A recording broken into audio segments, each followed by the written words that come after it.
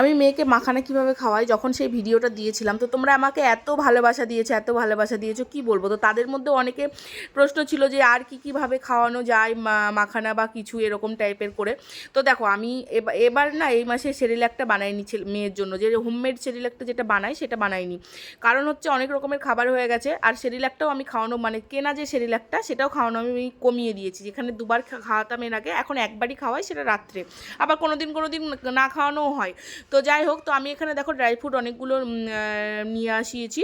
তো সেটা দিয়ে আমি একটা ড্রাই ফ্রুট মিক্স করে ওটাকে মানে গুঁড়ো করে রেখে দেবো, স্টোর করে রেখে দেবো একেবারে অনেক দিনের জন্য। তো এখানে আখরোট আছে, পেস্তা আছে, কাজু আছে, বাদাম আছে, আমন্ড বাদাম আর কি।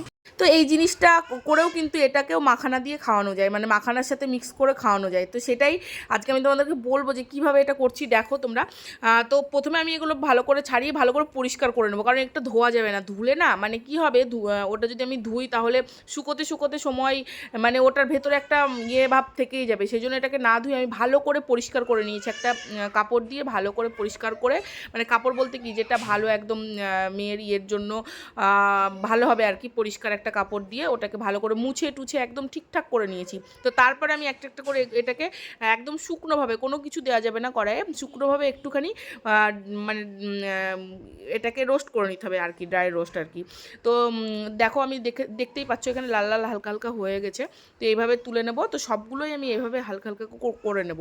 আমি আলাদা আলাদা করে করেছি কারণ রোস্টটা ভালো হবে, ওই জন্যই আমি এটা আলাদা আলাদা করেছি। কারণ একসাথে করলে কি হয় জিনিসটা, মানে অনেক সময় সবগুলো ভালোভাবে রোস্ট হবে না। আর আমি এখানে পেস্তাটা আর আখরোটটা আমি একসাথেই দিয়েছি, কারণ ওটা বেশি পরিমাণে দিইনি, ওটা একটু অল্প পরিমাণে দিয়েছিলাম।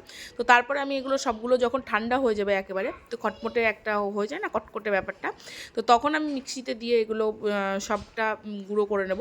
তো গুঁড়ো করার পরে দেখছি পেস্তাটা যখন গুঁড়ো করেছিলাম আমি, মানে মিক্সিতে পেস্ট করেছিলাম, তখন দেখলাম একটু মানে সেই কেমন হয় না ভেজা ভেজা টাইপের, ওরকম টাইপের লাগছে দেখে।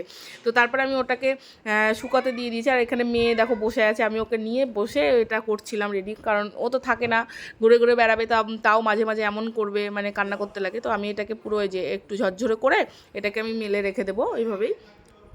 তো তারপরে এই যে দেখো আমি আমার মেয়ের বয়স অনুযায়ী এখানে 3 চামচ মতো নিয়েছি, তাই উঁচু 3 চামচ না, কিন্তু মোছা মোছা করে 3 চামচ মাখানা, তার মধ্যে 1 চামচের একটু কমই আছে, 1 চামচের কমই দেবা, যেহেতু অনেকগুলো ড্রাই ফ্রুট একসাথে। তো ওটা দিয়ে একেবারে গরম জল দিয়ে ওটাকে ভালো করে মিক্স করে তার মধ্যে আমি 1 চামচ মতো, সেই একদম ছোটো চামচের 1 চামচ মতো তোমার ওই ফর্মুলা মিল্ক দিয়ে এটাকে মেয়েকে খাওয়া। আর মেয়ে সত্যি কথা বলতে এটা খুব ভালো খায়, মানে টেস্টটা একটু অন্যরকম, তো টেস্টটা চেঞ্জ হয়েছে।